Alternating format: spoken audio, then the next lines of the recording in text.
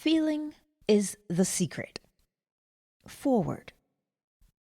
This book is concerned with the art of realizing your desire. It gives you an account of the mechanism used in the production of the visible world. It is a small book, but not slight. There is a treasure in it, a clearly defined road to the realization of your dreams. Were it possible to carry conviction to another by means of reasoned arguments and detailed instances, this book would be many times its size. It is seldom possible, however, to do so by means of written statements or arguments, since to the suspended judgment it always seems plausible to say that the author was dishonest or deluded, and therefore his evidence was tainted. Consequently, I have purposefully omitted all arguments and testimonials, and simply challenge the open-minded reader to practice the law of consciousness as revealed in this book. Personal success will prove far more convincing than all the books that could be written on the subject. Neville. Chapter 1. Law and its Operation. The world and all within it is man's conditioned consciousness objectified. Consciousness is the cause as well as the substance of the entire world. So it is to consciousness that we must turn if we would discover the secret of creation.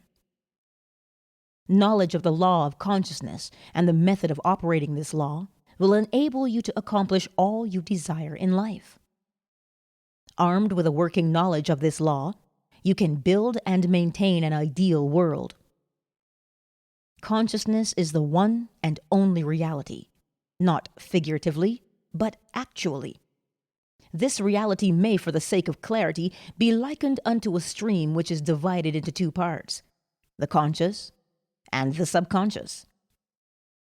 In order to intelligently operate the law of consciousness, it is necessary to understand the relationship between the conscious and the subconscious. The conscious is personal and selective. The subconscious is impersonal and non-selective. The conscious is the realm of effect. The subconscious is the realm of cause. These two aspects are the male and female divisions of consciousness. The consciousness is male. The subconscious is female. The conscious generates ideas and impresses these ideas on the subconscious. The subconscious receives ideas and gives form and expression to them. By this law, first conceiving an idea and then impressing the idea conceived on the subconscious, all things evolve out of consciousness. And without this sequence, there is not anything made that is made. The conscious impresses the subconscious, while the subconscious expresses all that is impressed upon it. The subconscious does not originate ideas, but accepts as true those which the conscious mind feels to be true, and in a way known only to itself, objectifies the accepted ideas. Therefore, through his power to imagine and feel, and his freedom to choose the idea he will entertain, man has control over creation. Control of the subconscious is accomplished through control of your ideas and feelings. The mechanism of creation is hidden in the very depth of the subconscious, the female aspect or womb of creation. The subconscious transcends reason and is independent of induction. It contemplates a feeling as a fact existing within itself, and on this assumption, proceeds to give expression to it. The creative process begins with an idea, and its cycle runs its course as a feeling and ends in a volition to act. Ideas are impressed on the subconscious through the medium of feeling. No idea can be impressed on the subconscious until it is felt. But once felt, be it good, bad, or indifferent, it must be expressed. Feeling is the one and only medium through which ideas are conveyed to the subconscious. Therefore, the man who does not control his feelings may easily impress the subconscious with undesirable states. By controlling of feeling is not meant restraint or suppression, of your feeling, but rather the disciplining of self to imagine and entertain only such feeling as contributes to your happiness. Control of your feeling is all important to a full and happy life. Never entertain an undesirable feeling, nor think sympathetically about wrong in any shape or form. Do not dwell on the imperfection of yourself or others. To do so is to impress the subconscious with these limitations. What you do not want done unto you, do not feel that it is done unto you or another. This is the whole law of a full and happy life. Everything else is commentary. Every feeling makes a subconscious impression, and unless it is counteracted by a more powerful feeling of an opposite nature, must be expressed. The dominant of two feelings is the one expressed. I am healthy is a stronger feeling than I will be healthy. To feel I will be is to confess I am not. I am is stronger than I am not. What you feel you are always dominates what you feel you would like to be. Therefore, to be realized, the wish must be felt as a state that is, rather than a state that is not. Sensation precedes manifestation and is the foundation upon which all manifestation rests. Be careful of your moods and feelings, for there is an unbroken connection between your feelings and your visible world. Your body is an emotional filter and bears the unmistakable marks of your prevalent emotions. Emotional disturbances, especially suppressed emotions, are the causes of all disease. To feel intensely about a wrong without voicing or expressing that feeling is the beginning of disease. Dis-ease in both body and environment. Do not entertain the feeling of regret or failure, for frustration or detachment from your objective results in disease. Think feelingly only of the state you desire to realize. Feeling the reality of the state sought and living and acting on that conviction is the way of all seeming miracles. All changes of expression are brought about through a change of feeling. A change of feeling is a change of destiny. All creation occurs in the domain of the subconscious. What you must acquire, then, is a reflective control of the operation of the subconscious. That is, control of your ideas and feelings. Chance or accident is not responsible for the things that happen to you, nor is predestined fate the author of your fortune or misfortune. Your subconscious impressions determine the conditions of your world. The subconscious is not selective. It is impersonal and no respecter of persons. Acts 10:34, Romans 2:11. The subconscious is not concerned with the truth or falsity of your feeling. It always accepts as true that which you feel to be true. Feeling is the assent of the subconscious to the truth of that which is declared to be true. Because of this quality of the subconscious, there is nothing impossible to man. Whatever the mind of man can conceive and feel as true, the subconscious can and must objectify. Your feelings create the pattern from which your world is fashioned, and a change of feeling is a change of pattern. The subconscious never fails to express that which has been impressed upon it. The moment it receives an impression, it begins to work out the ways of its expression. It accepts the feeling impressed upon it, your feeling, as a fact existing within itself, and immediately sets about to produce in the outer or objective world the exact likeness of that feeling. The subconscious never alters the accepted beliefs of man. It outpictures them to the last detail, whether or not they are beneficial. To impress the subconscious with the desirable state, you must assume the feeling that would be yours had you already realized your wish. In defining your objective, you must be concerned only with the objective itself.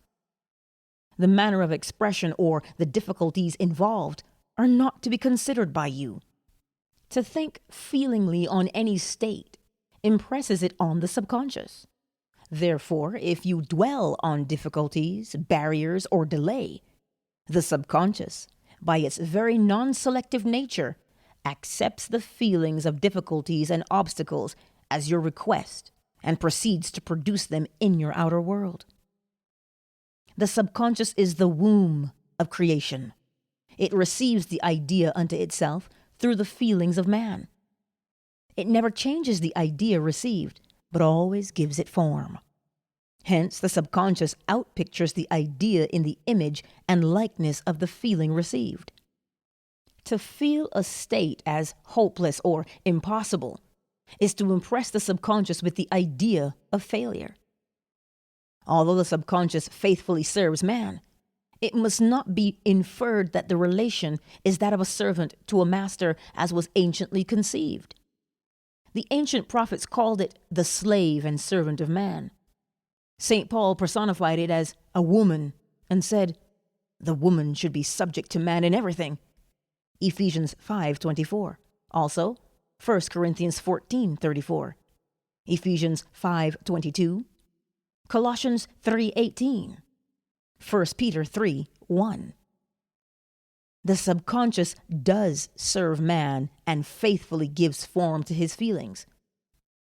However, the subconscious has a distinct distaste for compulsion and responds to persuasion rather than to command. Consequently, it resembles the beloved wife more than the servant. The husband is head of the wife, Ephesians 5:23, may not be true of man and woman in their earthly relationship, but it is true of the conscious and the subconscious, or the male and female aspects of consciousness. The mystery to which Paul referred when he wrote, "This is a great mystery," 5:32, "He that loveth his wife loveth himself," 5:28, "and they two shall be one flesh," 5:31, is simply the mystery of consciousness. Consciousness is really one and undivided, but for creation's sake, it appears to be divided into two. The conscious, objective, or male aspect truly is the head and dominates the subconscious, subjective, or female aspect. However, this leadership is not that of the tyrant, but of the lover. So, by assuming the feeling that would be yours were you already in possession of your objective, the subconscious is moved to build the exact likeness of your assumption.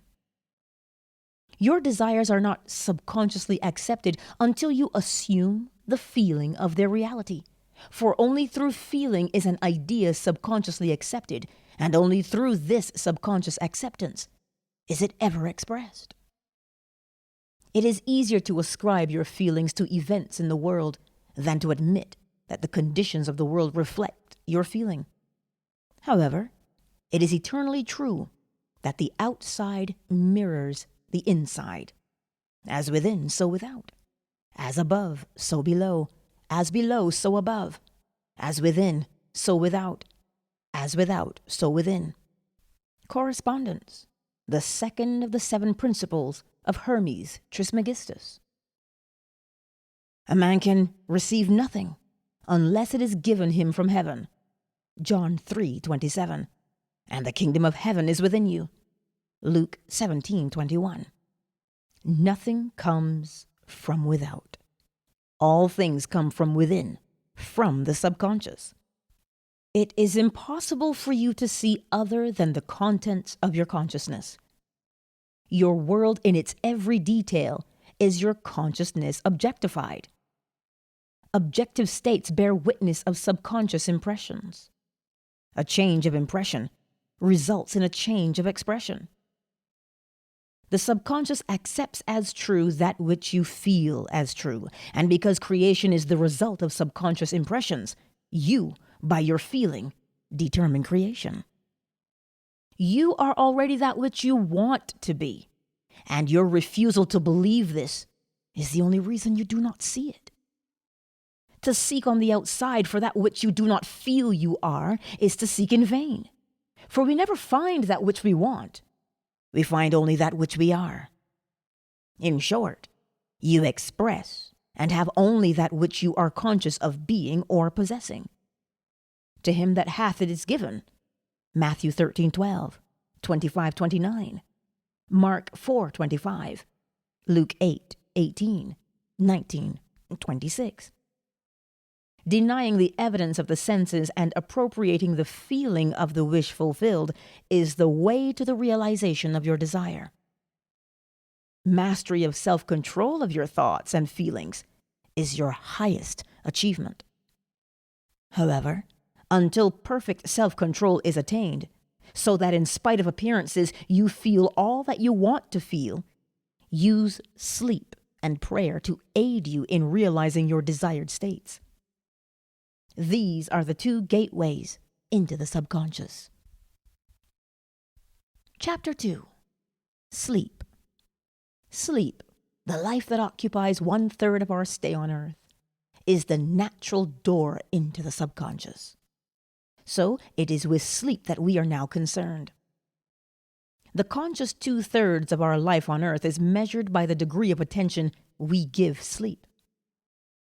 Our understanding of and delight in what sleep has to bestow will cause us night after night to set out for it as though we were keeping an appointment with a lover. In a dream, in a vision of the night, when deep sleep falleth upon men, in slumbering upon the bed, then he openeth the ears of men and sealeth their instruction. Job 33. It is in sleep and in prayer, a state akin to sleep, that man enters the subconscious to make his impressions and receive his instructions.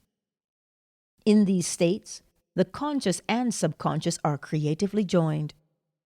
The male and female become one flesh. Sleep is the time when the male or conscious mind turns from the world of sense to seek its lover or subconscious self. The subconscious, unlike the woman of the world who marries her husband to change him, has no desire to change the conscious waking state, but loves it as it is, and faithfully reproduces its likeness in the outer world of form. The conditions and events of your life are your children formed from the molds of your subconscious impressions in sleep. They are made in the image and likeness of your innermost feeling that they may reveal you to yourself. As in heaven, so on earth. Matthew 6:10, Luke 11:2. As in the subconscious, so on earth. Whatever you have in consciousness as you go to sleep is the measure of your expression in the waking 2/3 of your life on earth. Nothing stops you from realizing your objective save your failure to feel that you are already that which you wish to be, or that you are already in possession of the thing sought. Your subconscious gives form to your desires only when you feel your wish fulfilled.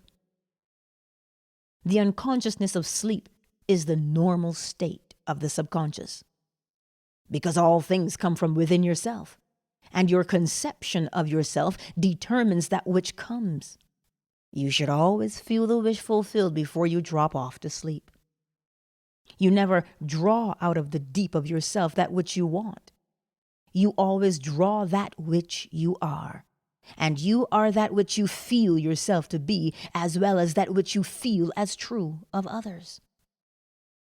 To be realized, then, the wish must be resolved into the feeling of being or having or witnessing the state sought. This is accomplished by assuming the feeling of the wish fulfilled. The feeling which comes in response to the question, how would I feel were my wish realized? Is the feeling which should monopolize and immobilize your attention as you relax into sleep. You must be in the consciousness of being or having that which you want to be or to have before you drop off to sleep. Once asleep, man has no freedom of choice. His entire slumber is dominated by his last waking concept of self. It follows, therefore, that he should always assume the feeling of accomplishment and satisfaction before he retires in sleep. Come before me with singing and thanksgiving. Psalm 95:2. Enter into his gates with thanksgiving and into his courts with praise. Psalm 104. Your mood prior to sleep defines your state of consciousness as you enter into the presence of your everlasting lover, the subconscious. She sees you exactly as you feel yourself to be. If, as you prepare for sleep, you assume and maintain the consciousness of success by feeling, I am successful, you must be successful. Lie flat on your back with your head on a level with your body. Feel as you would were you in possession of your wish, and quietly relax into unconsciousness. He that keepeth Israel shall neither slumber nor sleep. Psalm 121:4. Nevertheless, he giveth his beloved sleep. Psalm 127:2. The subconscious never sleeps. Sleep is the door through which the conscious waking mind passes to be creatively joined to the subconscious. Sleep conceals the creative act, while the objective world reveals it. In sleep, man impresses the subconscious with his conception of himself. What more beautiful description of this romance of the conscious and subconscious is there than that told in the Song of Solomon? By night on my bed I sought him, whom my soul loveth. Song of Solomon 3:1. I found him, whom my soul loveth. I held him, and I not let him go, until I had brought him into my mother's house, and into the chamber of her that conceived me. Song of Solomon 3:4. Preparing to sleep, you feel yourself into the state of the answered wish, and then relax into unconsciousness. Your realized wish is he whom you seek. By night, on your bed, you seek the feeling of the wish fulfilled, that you may take it with you into the chamber of her that conceived you, into sleep, or the subconscious which gave you form, that this wish also may be given expression. This is the way to discover and conduct your wishes into the subconscious. Feel yourself in the state of the realized wish and quietly drop off to sleep. Night after night, you should assume the feeling of being, having, and witnessing that which you seek to be, possess, and see manifested. Never go to sleep feeling discouraged or dissatisfied. Never sleep in the consciousness of failure. Your subconscious, whose natural state is sleep, sees you as you believe yourself to be, and whether it be good, bad, or indifferent, the subconscious will faithfully embody your belief. As you feel, so do you impress her, and she, the perfect lover, gives form to these impressions and outpictures them as the children of her beloved. Thou art all fair, my love. There's no spot in thee. Song of Solomon 4:7 is the attitude of mind to adopt before dropping off to sleep. Disregard appearances and feel that things are as you wish them to be. For he calleth things that are not seen as though they were, and the unseen becomes seen. Romans 4:17. To assume the feeling of satisfaction is to call conditions into being which will mirror satisfaction. Signs follow. They do not precede. Proof that you are will follow the consciousness that you are. It will not precede it. You are an eternal dreamer, dreaming non-eternal dreams. Your dreams take form as you assume the feeling of their reality. Do not limit yourself to the past. Knowing that nothing is impossible to consciousness, begin to imagine states beyond the experiences of the past. Whatever the mind of man can imagine, man can realize. All objective or visible states were first subjective or invisible states, and you called them into visible by assuming the feeling of their reality. The creative process is first imagining and then believing the state imagined. Always imagine and expect the best. The world cannot change until you change your conception of it. As within, so without. Nations as well as people are only what you believe them to be.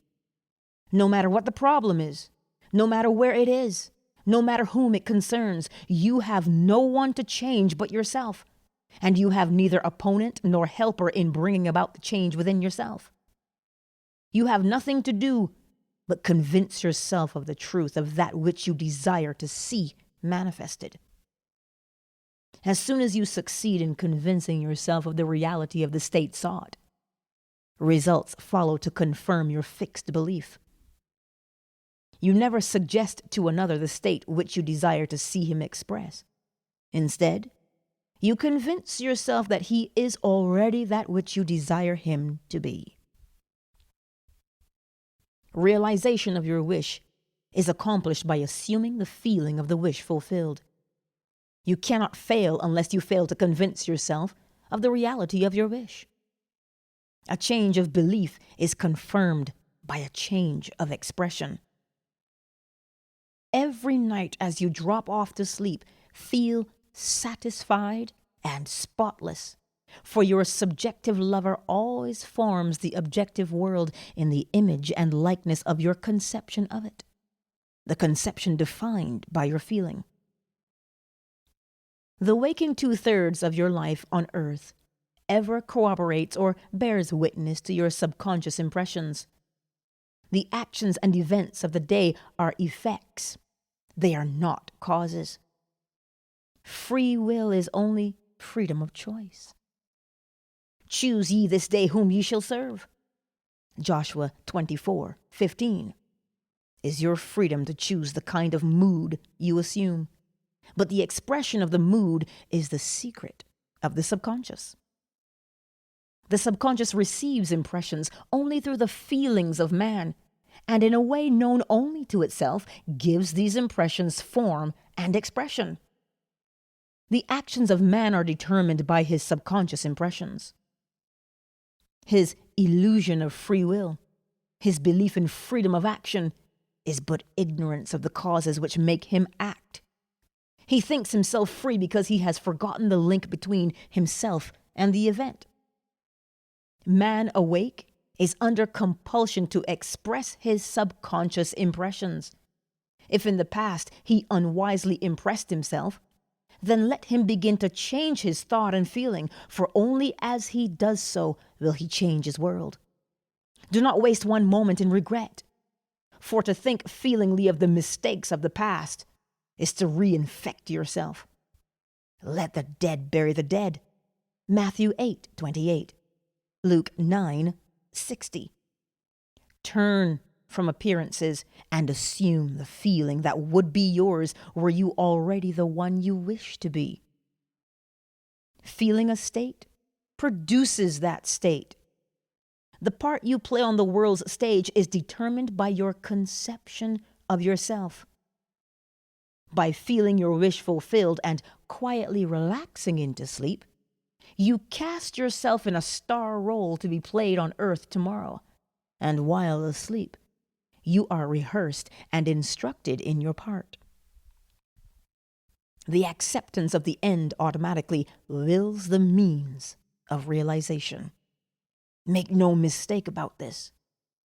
If, as you prepare for sleep, you do not consciously feel yourself into the state of the answered wish, then you will take with you into the chamber of her who conceived you the sum total of the reactions and feelings of the waking day, and while asleep, you will be instructed in the manner in which they will be expressed tomorrow. You will rise believing that you are a free agent, not realizing that every action and event of the day is predetermined by your concept of self as you fell asleep. Your only freedom, then, is your freedom of reaction. You are free to choose how you feel and react to the day's drama. But the drama, the actions, events, and circumstances of the day have already been determined. Unless you consciously and purposefully define the attitude of mind with which you go to sleep, you unconsciously go to sleep in the composite attitude of mind made up of all feelings and reactions of the day. Every reaction makes a subconscious impression, and unless counteracted by an opposite and more dominant feeling, is the cause of future action. Ideas enveloped in feeling are creative actions. Use your divine right wisely. Through your ability to think and feel, you have dominion over all creation. While you are awake, you are a gardener selecting seed for your garden. But except a corn of wheat fall into the ground and die, it abideth alone. But if it die, it bringeth forth much fruit. John 12:24. Your conception of yourself as you fall asleep is the seed you drop into the ground of the subconscious. Dropping off to sleep feeling satisfied and happy compels conditions and events to appear in your world which confirms these attitudes of mind. Sleep is the door into heaven. What you take in as a feeling, you bring out as a condition, action, or object in space. So sleep in the feeling of the wish fulfilled. As in consciousness, so on earth. Chapter 3. Prayer. Prayer, like sleep, is also an entrance into the subconscious. When you pray, enter into your closet, and when you have shut your door, pray to your Father which is in secret, and your Father which is in secret shall reward you openly. Matthew 6:6. Prayer is an illusion of sleep, which diminishes the impression of the outer world and renders the mind more receptive to suggestion from within. The mind in prayer is in a state of relaxation and receptivity akin to the feeling attained just before dropping off to sleep. Prayer is not so much what you ask for as how you prepare for its reception. Whatever things ye desire, when ye pray, believe that you have received them, and ye shall have them. Mark 11:24. The only condition required is that you believe that your prayers are already realized. Your prayer must be answered if you assume the feeling that would be yours were you already in possession of your objective. The moment you accept the wish as an accomplished fact, the subconscious finds means for its realization. To pray successfully, then, you must yield to the wish. That is, feel the wish fulfilled. The perfectly disciplined man is always in tune with the wish as an accomplished fact. He knows that consciousness is the one and only reality, that ideas and feelings are facts of consciousness and are as real as objects in space. Therefore, he never entertains a feeling which does not contribute to his happiness, for feelings are the causes of the actions and circumstances of his life. On the other hand, the undisciplined man finds it difficult to believe that which is denied by the senses, and usually accepts or rejects solely on appearances of the senses. Because of this tendency to rely on the evidence of the senses, it is necessary to shut them out before starting to pray, before attempting to feel that which they deny. Whenever you are in the state of mind, I should like to, but I cannot, the harder you try, the less you are able to yield to the wish. You never attract that which you want, but always attract that which you are conscious of being. Prayer is the art of assuming the feeling of being and having that which you want. When the senses confirm the absence of your wish, all conscious effort to counteract this suggestion is futile and tends to intensify the suggestion.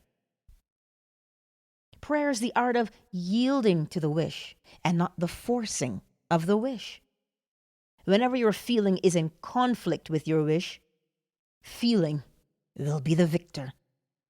The dominant feeling invariably expresses itself. Prayer must be without effort. In attempting to fix an attitude of mind which is denied by the senses, effort is fatal. To yield successfully to the wish as an accomplished fact, you must create a passive state, a kind of reverie or meditative reflection similar to the feeling which precedes sleep. In such a relaxed state, the mind is turned from the objective world and easily senses the reality of a subjective state. It is a state in which you are conscious and quite able to move or open your eyes, but have no desire to do so. An easy way to create this passive state is to relax in a comfortable chair or on a bed. If on a bed, lie flat on your back with your head on a level with your body. Close your eyes and imagine that you are sleepy.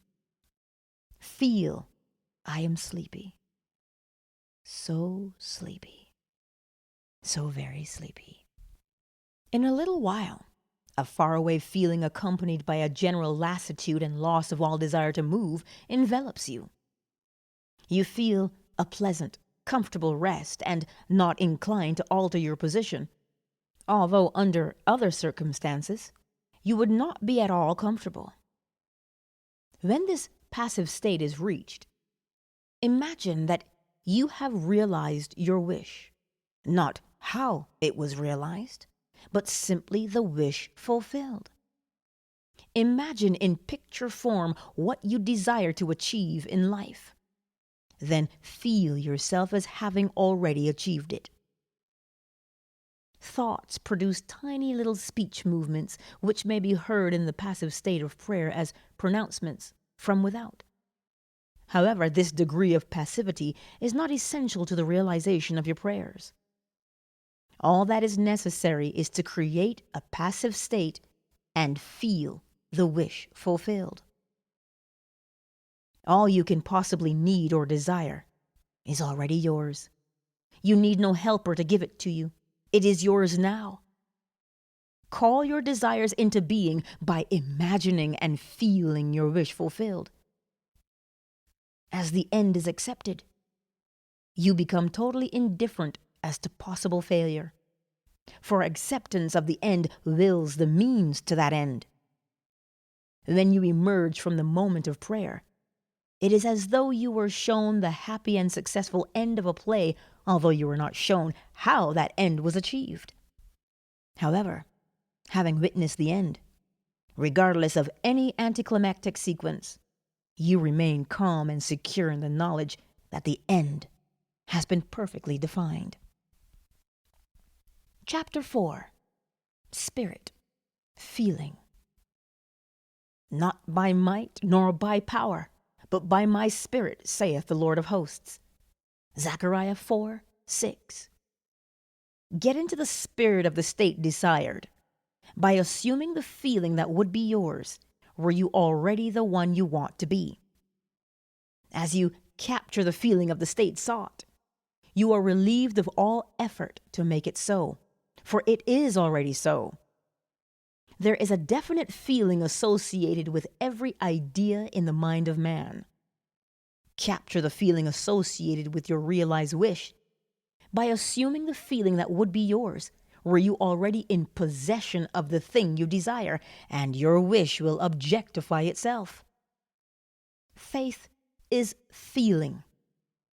According to your faith or feeling, be it unto you. Matthew 9:29. You never attract that which you want, but always that which you are. As a man is, so does he see. To him that hath it shall be given, and to him that hath not it shall be taken away. Matthew 13:12. Matthew 25:29. Mark 4:25. Luke 8:18. Luke 19:26. That which you feel yourself to be, you are. and you are given that which you are. So assume the feeling that would be yours were you already in possession of your wish, and your wish must be realized. So God created man in his own image. In the image of God created he him. Genesis 1:27. Let this mind be in you, which was also in Christ Jesus, who being in the form of God thought it not robbery to be equal with God. Philippians 2:5-6. You are that which you believe yourself to be. Instead of believing in God or in Jesus, believe you are God or you are Jesus. He that believeth on me, the works that I do shall he do also. John 14:12. Should be, he that believes as I believe the works that I do, shall he do also. Jesus found it not strange to do the works of God, because he believed himself to be God. I and my Father are one. John 10:30.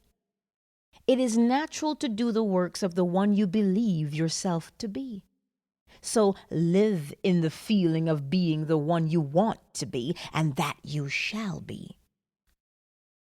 When a man believes in the value of the advice given him and applies it, he establishes within himself the reality of success. The end.